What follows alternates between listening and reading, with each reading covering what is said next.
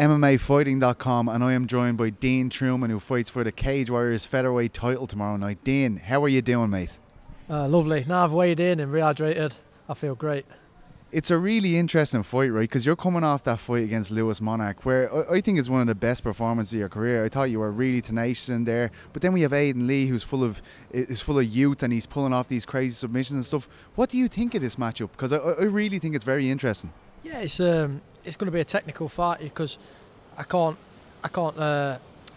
just lay on Aiden because he's so slick with his submissions. So I've got to be switched on all the time. But again, I think I'm just going to go in and do what I did against Monarch, but I've just got to be a bit more clever about it, how I go about things.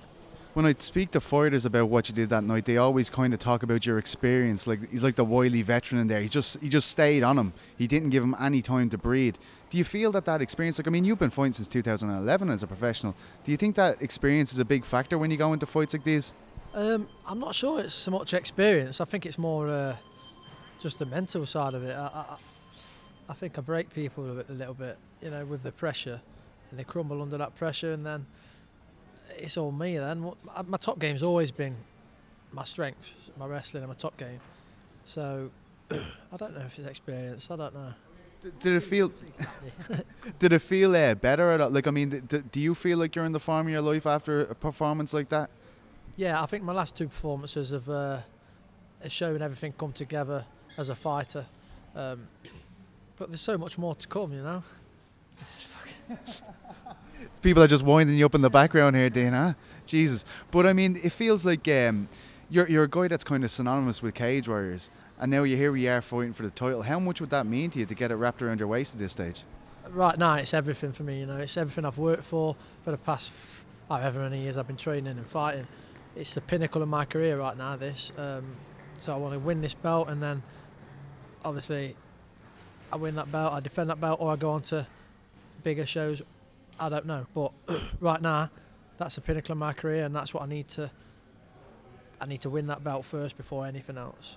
Do you feel that that will really, like, you know, that will fortify you as a UK veteran, one of these names, and you've gone on and achieved this belt? Is that what you're kind of looking at, like a milestone in your career that you've always kind of set out to achieve? Yeah, 100% a milestone, like you say, because right now it's the best thing I can win. You know, it's the best accolade in front of me, and it's the best accolade in Europe to have that belt. But like you say, you win that belt, 9 times out of 10 the champions get signed to the UFC, so then you set a new milestone, like you say, which will be climbing the UFC ranks. But right now, that is all I'm thinking about, that belt, that Cage Warriors belt. It's interesting. I was talking to Paddy Pimblett there about a month ago, and he was kind of saying, you know, he's been making 55 quite easily, and he was saying, like, I've been watching that tournament, it's a very good tournament. He goes, I wouldn't mind popping down and fighting the winner of that tournament. Like, is that something that would interest you, if that was a possibility further down the line, if everything goes according to plan tomorrow night? Of course. I mean, Paddy was the champion of this belt for how long? He was the champ for a long time. Whilst I've been fighting for Cage Warriors, he's been the champ as such. So I've always had my eye on Paddy, you know, because it's like, if they give me a title shot, Paddy's who I fight or whatever. So if Paddy came back down to featherweight, I'd happily give him a shot back at the belt and fight him. Gotta ask you, I know it's a cliche, what way do you see this fight going? What's your prediction for how it ends? To be honest, I think it's just going to be my top game and my pressure that will break him down, like it has done the past 2 fights. Not disrespecting Aiden too much, but I think under pressure he'll crumble, and his gas tank will just get zapped and zapped as the rounds go on. So I'm thinking maybe a 3rd round TKO or finish. Thank you so much, Dean. A pleasure to speak to you, mate. All the best. Thank you.